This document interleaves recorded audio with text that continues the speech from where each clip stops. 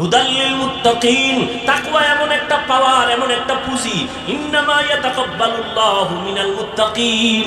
তাকওয়ার পুঁজি ছাড়া আল্লাহর কাছে তোমার আমল কবুল হবে না রে বাবা। এই তাকওয়া বড় দামি এক সম্পদ। আল্লাহর ভয় অন্তরে জমা করো।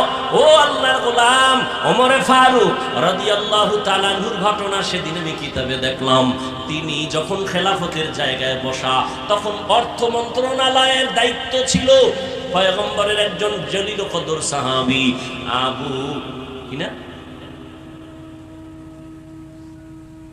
আবু উবায়দা ইবনুল জাররাহ রাদিয়াল্লাহু তাআলা আনহু। ওমর ঈদের দিন আসতেছে আগামীকাল। স্ত্রী কয় বাজার টাজার যা হইছে, কিন্তু বাচ্চাদের একটু জামা কাপড় দরকার, টাকা লাগে। টাকা তো নাই। কথা আপনি যে রাষ্ট্র পরিচালনা করেন, 1 মাসের অগ্রিম বেতন নিয়ে আসেন। ওমর চিঠি লিখলেন আবু উবায়দা ইবনুল জাররাহর কাছে, আমার 1 মাসের বেতনটা অগ্রিম দাও। চিঠি চলে গেল আবু উবায়দা ইবনুল জাররাহর কাছে রাদিয়াল্লাহু আনহু। তিনি চিঠি পাইয়া কান্না শুরু করলেন। তিনি পাল্টা চিঠি লিখলেন খলিফাতুল মুসলিমিনের কাছে, ও খলিফাতুল মুসলিমিন, আমি আপনাকে 1 মাস অগ্রিম টাকা দিব যদি আপনি আমার 2টা প্রশ্নের জবাব দেন। তাকওয়া, তাকওয়া, আল্লাহর ভয়। প্রশ্নটা ওমরের কাছে চলে আসলো। খলিফাতুল মুসলিমিন চিঠি খুইলা দেখতেছেন আবু উবায়দা ইবনুল জাররাহ 2টা প্রশ্ন করছেন। 1 নাম্বার প্রশ্ন, আপনি যে আগামী মাসের বেতন চাইছেন, বলেন আগামী মাস বেঁচে থাকার গ্যারান্টি। ওমর চিঠি পেয়ে চোখের পানি ছেড়ে কাঁদতেছেন। দ্বিতীয় প্রশ্ন, ও খলিফা, আপনি এখন খেলাফতের চেয়ারে আছেন, আগামী মাসে জনগণ আপনারে ক্ষমতায় রাখবেনি, গ্যারান্টি বুঝেন? আপনি যে অগ্রিম চাইলেন, এই সামনের মাসে জনগণ আপনারা রাখবেনি না জোহরের আগে ভাড়ায় দিবে? আপনি যে ভাবতেছেন, আপনি খাইতেছেন অগ্রিম, সামনে মাসে আপনি ক্ষমতার চেয়ারে বসতে পারবেন নাকি জোহরের আগে যাবেন? গ্যারান্টি। ওমর কাঁদতেছে, মোনাজাত দিয়া কয়, মালিক দয়া করিয়া আবু উবায়দা ইবনুল জাররাহর মাকাম তুমি বাড়ায়া দাও, আমাকে তোমার মোহাব্বতের বন্ধনে আরো আকৃষ্ট করে ফেললো। তাকওয়া বড় কঠিন। আবু বকর খেলাফতে বসা, একদিন বিবি সাহেবা বলে আমার মিষ্টি খাইতে মনে চায়। রাষ্ট্র পুরা তার হাতে। আবু বকর, বউ কয় মিষ্টি খামু। আবু বকর কয় মিষ্টি খাওয়ানোর টাকা আমার হাতে নেই। ও বাবা, এগুলো গাঞ্জা খায় বলি না, বুঝো কেমন আল্লাহর ভয়। বিবি সাহেবা কিছুদিন পর হঠাৎ আবার আইসা কিছু টাকা দিছেন। কিছু টাকা দিয়ে কয় নেন। কয় কিসের টাকা? মিষ্টি খাইতে চাইছিলাম ওই সময় না, কইছিলেন টাকা নাই, এখন আমি কিছু টাকা জমায়ে দিলাম, এবার আমার মিষ্টি আইনা দেন। আবু বকর কয় টাকা কই পাইছো? বিবি সাহেবা কয় আপনি যে বেতন নেন সরকারি ভাবে, ওই বেতনের টাকার থেকে কিছু কিছু জমাইয়া এই টাকা আমি জোগাড় করেছি, মিষ্টি নিয়ে আসেন। আবু বকর বলে তাহলে আমি বুঝলাম, আমি যে বেতন নেই এই টাকাগুলো না হইলে আমার সংসার চলে, তাহলে এই মাস থেকে আমি এই টাকা কমাইয়া বেতন নিব। বুঝেন? আমি এই টাকা কমায় নিব, আর যেই টাকা তুমি আলাদা বানায় রাইখা জমা করে দিছো, এটা আমি অর্থ মন্ত্রণালয়ে দান করে দিলাম। আল্লাহর ভয়, আল্লাহর ভয়। ওমরে ফারুক রাষ্ট্র চালায়। রাতের বেলা ঘুরতে নামলেন, এলাকার কি হালাত, হঠাৎ করে দেখে একটা ঘরের মধ্যে বাতি জ্বলে। ওমর কান লাগাইলেন, দেখে মা আর মেয়ে কথা বলে, মহিলাদের আওয়াজ। ওমর আস্তে আস্তে গোপনীয়তা রক্ষা করে কাছে গেলেন। কাছে যাইয়া শুনে মা মেয়েটাকে ডাক দিয়া কয় উটের দুধ কম হয়ে গেছে, অন্য দিনের তুলনায় পানি মিশাইয়া বাজারে বিক্রি করতে নিয়ে যাবি। মেয়েটা ডাক দিয়া কয় না না, খলিফাতুল মুসলিমিন ওমর নিষেধ করেছেন, জানলে খবর আছে। মা কয় ওমর তো এখন ঘুমায়, জানবে কেমনে? মেয়েটা ডাক দিয়া কয় মা, যদিও ওমর দেখবে না, আল্লাহ আমাদের দেখবে। ওমরে ফারুক এতটুকু কথা শুই না চলে গেলেন। ওরা জানলেও না যে ওমর এখানে আসছিল। রাষ্ট্র পরিচালনা, রাজনীতি কারে বলে? রাজনীতি কাকে বলে? পৃথিবীর শ্রেষ্ঠ রাজনীতির শিক্ষক আমার রাসূল, রাজনীতি শিখিয়ে গেছেন আমার নবী, রাষ্ট্র সংস্কার করেছেন শান্তি আর শান্তির বার্তা জমিনে বাস্তবায়ন করে গেছেন ওমর। কোরআনের রাজনীতি, ইসলামের রাজনীতি, মদিনার রাজনীতি, পচা রাজনীতি নয়। কিয়ামত পর্যন্ত এই আল্লাহর দ্বীন আর এই ইসলামী রাজনীতি যতদিন হবে না ততদিন জমিনে শান্তি আসবে। চাপাবাজি করতে পারবা, কেউ খাবে কেউ খাবে না, ঘুমায় ঘুমিয়ে এসিতে তুমি এসি খাবা, কেউ বিদ্যুৎ পাবে না। এই পচা রাজনীতি, র্যাব, আর্মি, পুলিশ, বিডিআর, আরো আরো কত কত কোটি কোটি কোটি কোটি টাকা সরকার দিয়ে এদের তৈরি করছে, অস্ত্র দিয়ে দিছে, দেশ সোজা করো, দুর্নীতি বন্ধ করো, পারে নাই। কিন্তু দেশের উলামায়ে কেরাম চোখের পানি দিয়ে মানুষের পায়ে ধরে বয়ান করে করে বহু মানুষকে দুর্নীতি মুক্ত করেছে, বেনামাজির থেকে নামাজি বানিয়েছে। কিন্তু সমস্ত বেঈমানগুলো, নাস্তিকগুলো আলেম বিদ্বেষী। আমি চ্যালেঞ্জ করে বলেছি, উলামায়ে কেরাম এই দেশকে যা দিয়েছে, এই জাতিকে তা দিয়েছে, পৃথিবীর কোন নেতা নেত্রী তা দিতে পারে নাই, কিয়ামতের আগে পারবেও না। উলামায়ে কেরাম যা দিয়েছে নিঃস্বার্থভাবে, কি দেয় নাই? এই মানুষগুলোকে দ্বীনের পথে নিয়ে আসছে সরকার। কোটি কোটি টাকা সরকারের তহবিল থেকে খরচ করে র্যাব, আর্মি, পুলিশ, বিডিআর তৈরি করে, হ্যাঁ, আবার এরা এই টাকা খাইয়া জনগণের উপরে আবার গুলি চালায়। কিন্তু উলামায়ে কেরাম এক টাকা খরচ না করে, খাইয়া না খাইয়া, কষ্ট করে করে মানুষগুলোকে দিনদার বানায়, সুদখোর থেকে মুক্ত করায়, হালাল খোর বানায়, বেনামাজির থেকে নামাজি বানায়, পর্দাওয়ালা বানায়। এটা উলামায়ে কেরামের অবদান। পৃথিবীর শ্রেষ্ঠ বন্ধু, নিঃস্বার্থ বন্ধু একমাত্র উলামায়ে আহলে হক। লিখে দাও। আর সব ধান্দাবাজ, স্বার্থ। উলামায়ে কেরামকে কাছে টানো, দেখা হলেই দোয়া নাও, চালাকি করবো না। বহু চালাকি করছে জীবনে, বহু চালাকরা ধরা খাইছে মরার আগে। সব বাদ দাও, আলেম পাইলেই দোয়া নিও, সালামটা আগে দিও, হুজুর দোয়া করবেন, হুজুর দোয়া করবেন, খালাস। আর কিচ্ছু দরকার নেই। তুমি একজন লেখাপড়া করো, তোমার কারো পিছিয়ে পড়ার টাইম কই? তুমি ঠিকমতো লেখাপড়া করো, তুমি ডাক্তার হও। তুমি যদি ভালো ডাক্তার হতে চাও, লেখাপড়া করতে গেলে তোমার আর ডাইনে বামে সময় দেওয়ার টাইম কই? ফেসবুকে সময় দেওয়ার সময় কই? তোমার মোবাইলে সময় দেওয়ার টাইম কই? তুমি যদি ভালো একটা প্রফেসর হতে চাও, তোমার লেখাপড়া করতে হবে। মুরব্বী দেখলে দোয়া নিবা, জীবনটা ফুলের মতো হয়ে যাবে।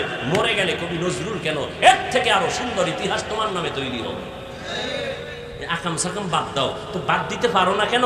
মা বাবার বরদোয়া লাগছে, কোনো বেয়াদবি করছো মনে হয়, এই জন্য কোনো ওয়াজে তোরে ধরে না, কোনো ওয়াজে ধরে না। মা বাবার বরদোয়া লাগছে তোর কপালে, না হয় কোনো এলাকার মুরব্বীর বরদোয়া লাগছে, কোন সময় বেয়াদবি করছো আল্লাহই ভালো জানে। না হয় সবাই মোনাজাতে কান্দে, তোর চোখে পানি আসে না কেন? তোমার মতো যুবক স্কুলে পড়ে, নামাজ পড়ে, তুমি পড়ো না কেন? তোমার মতো যুবক র্যাব, আর্মি, পুলিশ, বিডিআর চাকরি করে, নামাজ পড়ে, তুমি পারো না কেন? তোমার মতো যুবক রাস্তায় গাড়ি চালায়, নামাজ পড়ে, তুমি পারো না কেন? তোমার অবশ্যই কারো না কারো বরদোয়া তোমার কপালে লাগছে। তুমি এখনো সময় আছে, মা বাবার কাছে মাপ চাও। আর মায়ের গিয়া বাসায় গিয়ে কও, মা একটু মাথায় হাত দিয়ে দোয়া করো, আমি তওবার নিয়ত করে ফেলাইছি, না আমার চোখে পানি আসে না, মা একটু দোয়া করো। আর সে আজিমের দোয়া চলে যাবে, মাঝখানে কোনো পর্দা থাকবে না। মায়ের দোয়া না, বাবার দোয়া না, শিক্ষকের দোয়া না, বরদোয়া নিও না। পায়ে ধরে বলে গেলাম, বরদোয়ার কাম করিও না। কারো উপকার করতে পারলে করো, না পারলে ক্ষতি করিও না। কারো প্রশংসা পারলে করো, কারো বদনাম করিও না। নেক আমল পারলে করো, না হয় গুনাহ করিও না। ওয়াজ শেষ, এই তিন কথাই ওয়াজ। এটার নাম তাকওয়া। পারলে নেক করো, না পারলে চুপ, গুনাহ করিও না। এটা হলো সব থেকে বড় তাকওয়া। পারলে প্রশংসা করো, না হয় চুপ, বদনাম করিও না। পারলে উপকার করো, না হয় চুপ, কারো ক্ষতি করিও না। তোমার তো বুঝ আমার থেকে মোটেও কম না, আলহামদুলিল্লাহ। তুমি তো একটা ভালো ছাত্র, স্কুলে পড়ো, কলেজে পড়ো, মেধা আছে। তোমার থেকে অশালীন ব্যবহার আসবে কেন? তুমি ফেসবুকে উল্টাপাল্টা করবা, মানুষের অন্তরে কষ্ট যাবে কেন? তোমার মা বাবা কষ্ট করে তোমাকে মানুষ বানাইতে চায়, তুমি করো কি? তোমার মা বাবা চায় তুমি একটা ভালো ডাক্তার হবে, শুধু নড়াইলে না, গোটা দেশে তোমার সুনাম ছড়িয়ে পড়বে। কিন্তু তুমি করতেছো কি? নিজের জীবনটাও খাইতেছো, মা বাবার নাকে মুখে জীবনের বেইজ্জতির চুনকালি লাগাবার ফিকিরে চলতেছো। তোমার কারণে মা বাবা মুখ দেখাইতে পারে না। তুমি কত বড় অভিশপ্ত সন্তান, নির্লজ্জ বেহায়া সন্তান। তোমার কারণে মা বাবা কষ্ট পায়। সমাজে মুখ দেখাইতে পারে না, তুমি এত বড় অভিশপ্ত সন্তান, তুমি আবার মাস্তানি করো। তোমার ব্যবহারে এলাকার মুরব্বীরা কষ্ট পায়, আলেম কষ্ট পায়, বন্ধু বান্ধবেরা কষ্ট পায়। তুমি নিজেকে বড় মনে করো কিভাবে? তোমার মুখে হাসি আসে কিভাবে? এখনো অনুরোধ করে বলি, তওবা করো। আল্লাহ তো সব থেকে বড় দয়াময়। জীবন ভর অন্যায় করে বলবো আল্লাহ মাফ করে দাও, বুঝি নেই। 1 সেকেন্ডে জিন্দেগির সব গুনাহ মাফ, 1 সেকেন্ডে সব। তোমার মতো আমার মতো কত যুবক ঘুমের ঘরে মরে না? কি বাবা মরে না?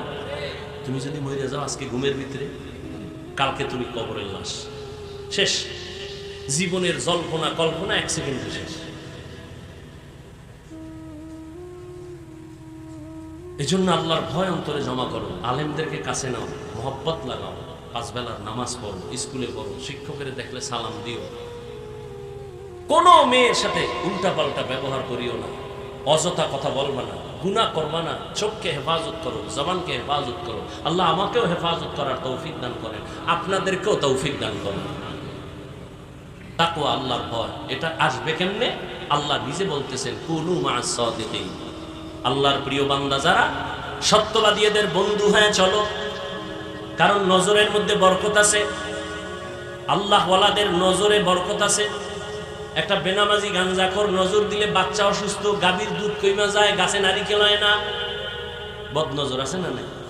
একটা বেনামাজির বদনজরে যদি একটা বাচ্চা অসুস্থ হয়, আর বাচ্চার মধ্যে রিয়াকশন হয়, গাছে রিয়াকশন হয়, একটা গাভীর দুধ কইমা যায় একটা গাঞ্জাখোরের চোখের নজরে। খাঁটি আল্লাহওয়ালা মুত্তাকি তাহাজ্জুদওয়ালার নেক নজরে কেন অ্যাকশন হবে না?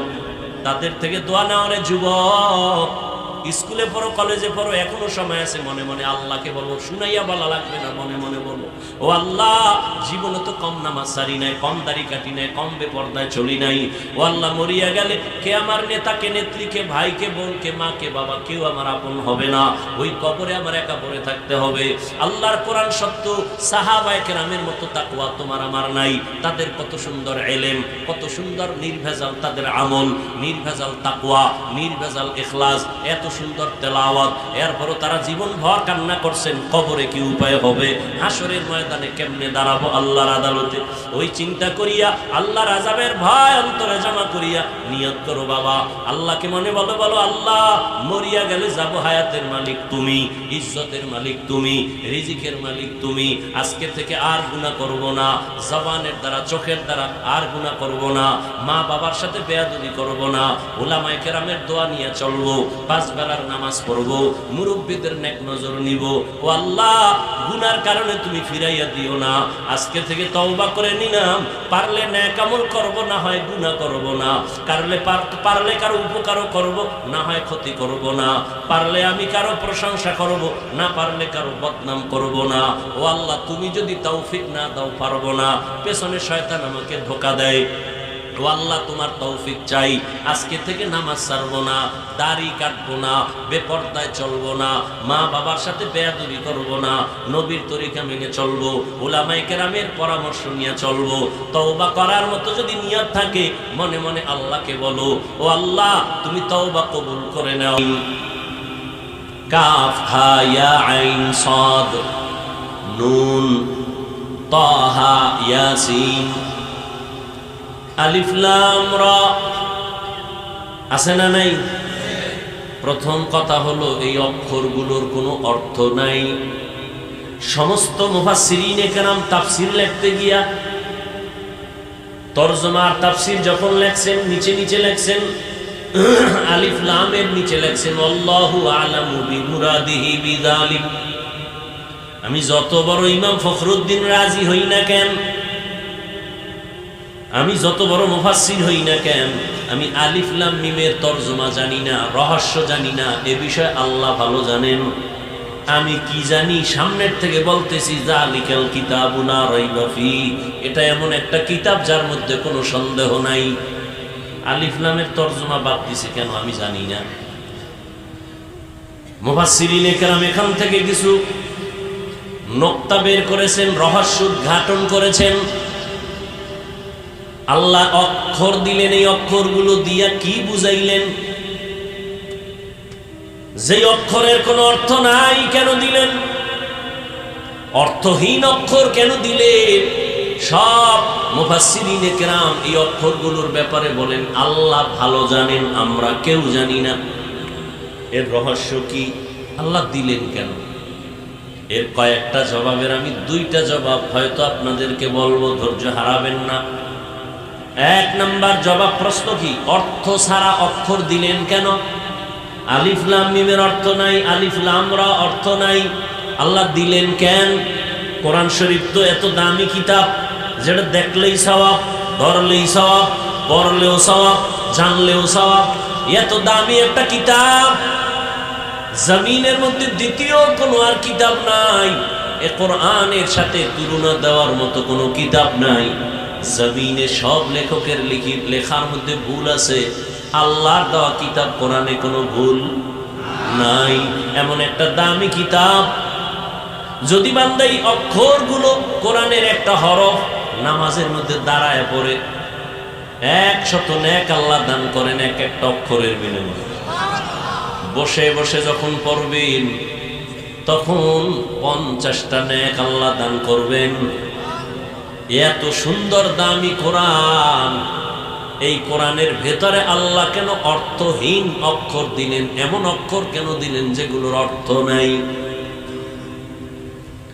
এক নাম্বার জবাব, আল্লাহ তাআলা গোটা দুনিয়ার মুমিনের ঈমানটারে পরীক্ষা করলেন এই অক্ষর দিয়া। ও মুমিন, তোমার জীবনের পাথেও দিলাম কোরআন, এখন তুমি কি আমার কোরআনটা পুরা মানবা নাকি পুরাটা মানবা না? বুঝলে মানবা নাকি বুঝলে মানবা না? এখানে তোমার পরীক্ষা।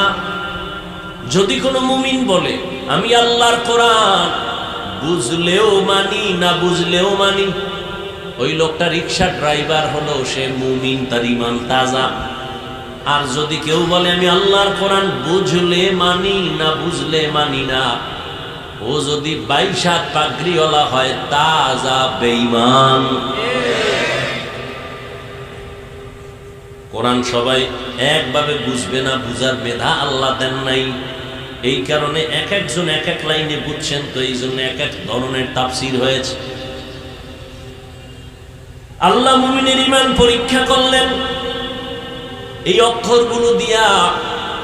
ও বান্দা, তুমি এতই বুঝো, এতই জানো, তাহলে কোরআনের মধ্যে যে অক্ষরগুলো আছে তুমি বুঝোনি কিছু? কয় না, আমাদের তাফসীর কারকরা বুঝেন না, আমি কি বুঝবো? কয় মাননি, কা মানি, কা ঈমান ঠিক আছে। আর যদি কও না আমি অর্থ না জানলে মানি না, না বুঝলে মানি না, তোমার ঈমান শেষ। ঈমান কি শেষ। দ্বিতীয় জবাব, ও অহংকারীরা, যারা মনে মনে ভাবো আমি অনেক বড়, আমার মতো বড় ইলমওয়ালা কেউ নাই, আমি বড়, আমি অনেক বড়, অনেক বড়। তুমি এত জানো? হ্যাঁ, আমি অনেক জানি। কি জানো? আল্লাহ কোরআনের দরজায় 3টা অক্ষর দিলেন, আলিফ লাম মিম। দরজা দিয়া যখন ঢুকবি, এই জাননেওয়ালা, এত জানো, এত জানো, আলিফ লাম মিম কি জানো এই বিষয় লেখ। দরজায় গিয়ে মাথা নত করে বলে আমি সব জানি, কিন্তু আলিফ লামের দরজায় আসছি যখন আমি এই বিষয়ে জানি না। এটা জানি না কইলে হবে না, অন্তরে ঢুকা যে তুই আসলে কিছু জানো না। নিজের ছোট মনে কর, বড় মনে করা বাদ দে। কোরআনের দরজার সামনে যেহেতু তুই স্যালেন্ডার হয়ে গেছো, তাহলে ওই অন্তরে রাখ যে আসলে আমার জানার বাইরে অনেক কিছু আছে জানা, যেগুলো আমি জানি না। অহংকার দমন করলেন আল্লাহ অক্ষর দিয়া। দ্বিতীয় জবাব, আরো 5টা জবাব আছে, ওদিকে যাব না। শেষ জবাব হলো, প্রশ্নটা ছিল যে অর্থহীন অক্ষর দিলেন কেন, তার শেষ জবাব হলো এই অক্ষরগুলোর অর্থ অবশ্যই আছে। এটা হলো শেষ জবাব। এই অক্ষরগুলোর কি আছে? অর্থ আছে। কেউ জানে না, কেউ জানে না, আল্লাহ জানেন। কয় না নবীও জানেন। কত নবী জানলে সাহাবাদের বললেন না কেন? কয়টা আল্লাহর সাথে তার সাথে বন্ধুত্ব বজায় রাখার পাসওয়ার্ড। কি অর্থ? গোপন নাম্বার। এগুলো কাউকে বলেন না, এটা ভেদ। এই জন্য আল্লাহ জানেন, নবীও জানেন এগুলোর অর্থ আছে। কেউ আবার ধারণা কইরা কিছু অর্থ এভাবে ধারণার উপরে লেখছেন, লাম আলিফ লাম মিম, মিমের দ্বারা মুহাম্মদ, লামের দ্বারা জিব্রাইল, আলিফের দ্বারা আল্লাহ। কত অর্থ কি?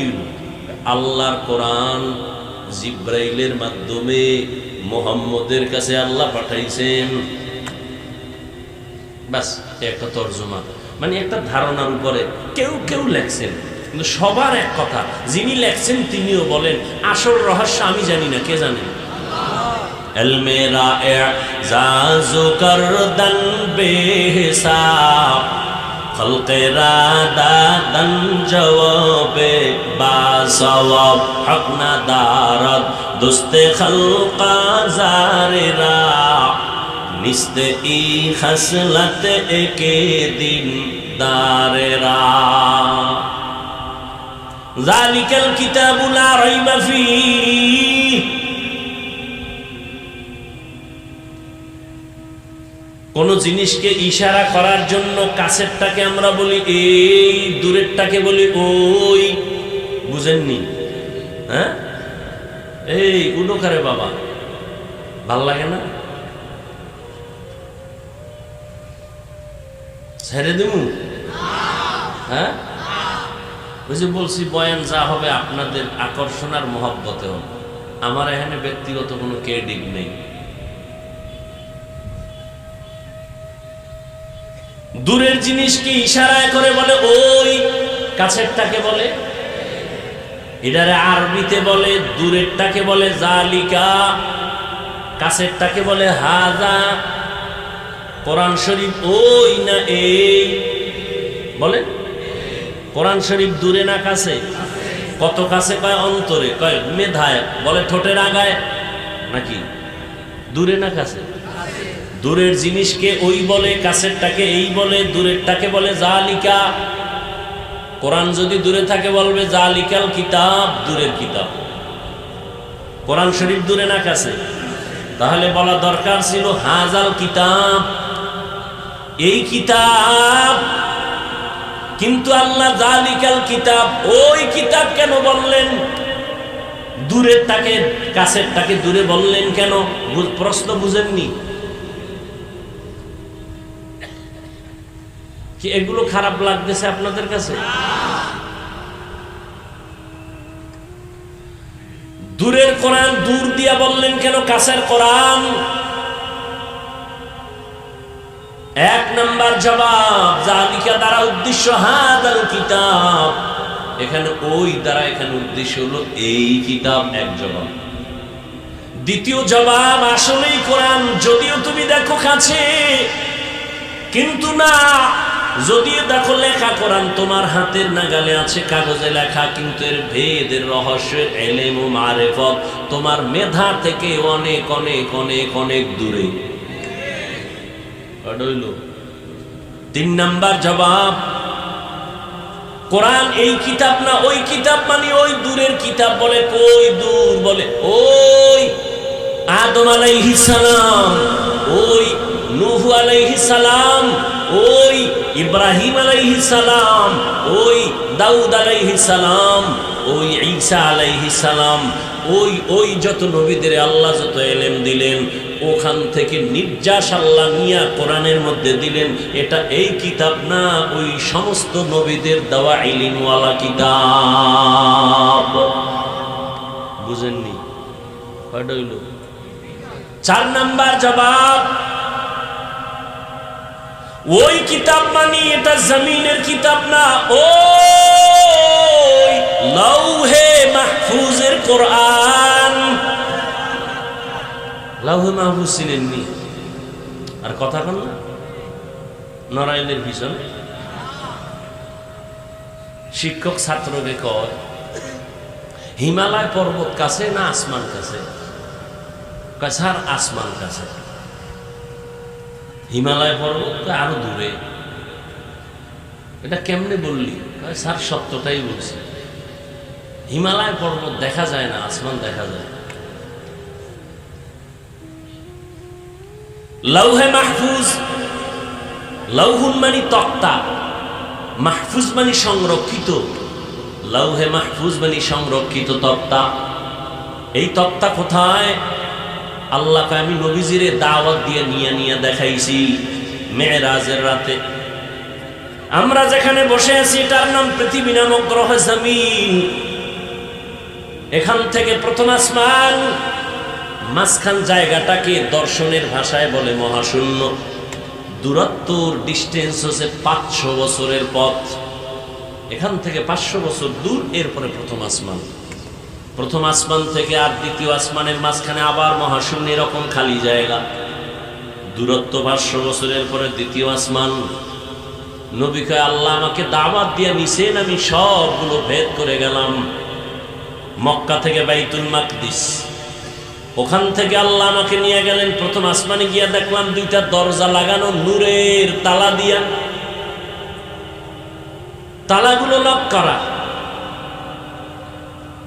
ভেতরে দারোয়ান জিব্রাইল আমার সাথে বলে দরজা খোল। ভেতর থেকে আওয়াজ আছে, মান আনতা, কে তুমি? বলে আনা জিব্রাইল, আমি জিব্রাইল। বলে তোমার সাথে অমাম্মা, তোমার সাথে কে? বলে হুয়া মুহাম্মদ সাল্লাল্লাহু আলাইহি ওয়াসাল্লাম। কদ উরসিলাই, কেন আসছো? অনুমতি নিয়ে আসছো নি? ভেতরের দারোয়ান জিজ্ঞাসা, হ্যাঁ আল্লাহ অনুমতি দিয়েছেন, দরজা খুলে দাও। তালা খুলো। 2টা দরজা, দুটোটা দরজা সুন্দরভাবে লাগানো। নবী বলেন তালা লাগানো নূরের তালা। কিসের তালা? নূরের তালা। চাবি কই? ভেতরের দারোয়ান ফেরেশতা কয় চাবি হলো বিসমিল্লাহির রহমানির রহিম। নবী বললেন, তালা খুলে গেল। নবী প্রথম আসমানে ঢুকলেন। আসমানটার ভেতরে আবার বিশাল কুদরতের কারিশমা নবী দেখলেন। এরপরে প্রথম আসমানটা সফর করে উপরে গেলেন, খালি জায়গা 500 বছর। তারপরে দ্বিতীয় আসমান, সেখানেও 2 দরজা। আবার অনুমতি চাইলেন, ভেতরের দারোয়ান অনুমতি দিলেন, তালা খুলল, নবী ঢুকলেন। দ্বিতীয় আসমানটা সফর করলেন, ঈসা নবীর সাথে মোলাকাত। ওখান থেকে আবার মহাশূন্য, 500 বছরের দূরত্ব। এর উপরে 3 নাম্বার আসমান। নবী ওখানে ঢুকলেন, ঘুরলেন, আবার মহাশূন্য পাড়ি দিলেন। এরপরে ঢুকলেন 4র্থ আসমানে। এইভাবে 7টা আসমান নবী ভেদ করলেন।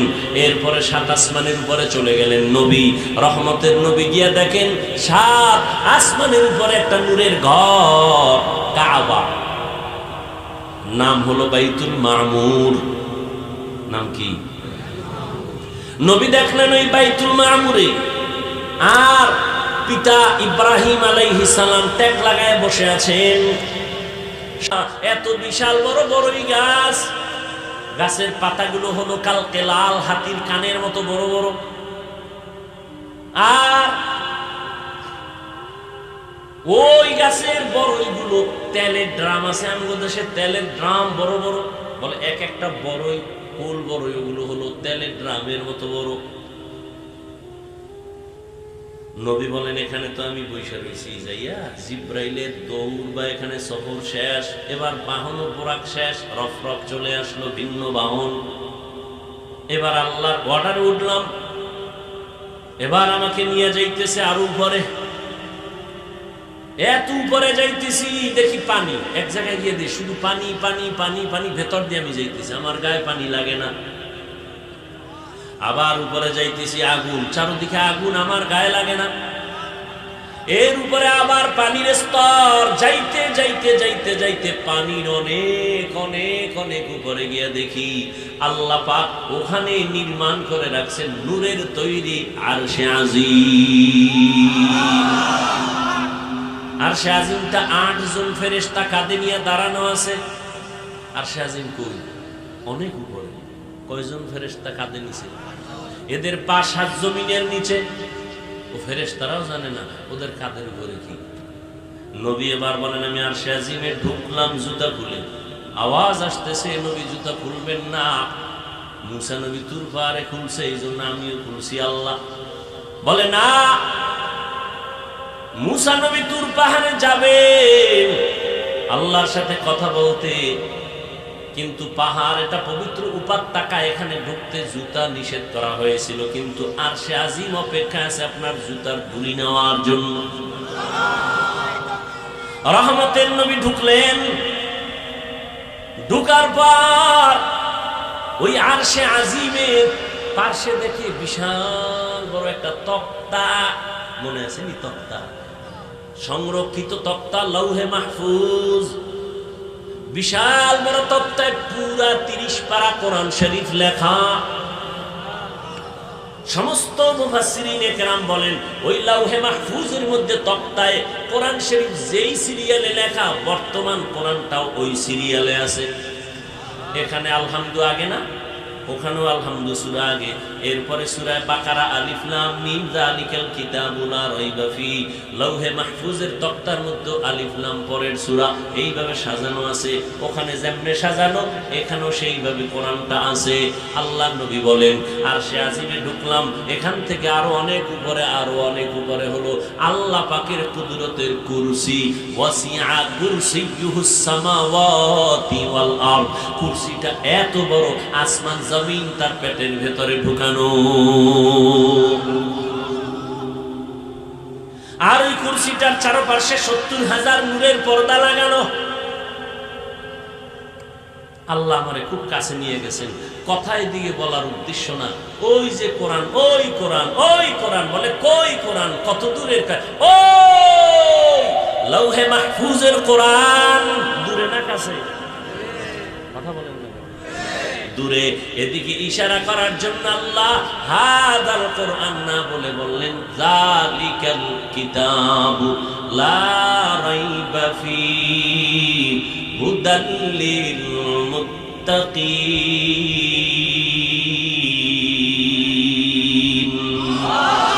বিকালামে জিন্দা কুরআনে হাকিম,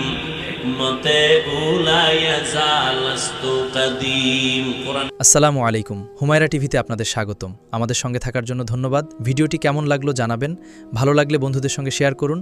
সবাই ভালো ও সুস্থ থাকবেন। আসসালামু আলাইকুম।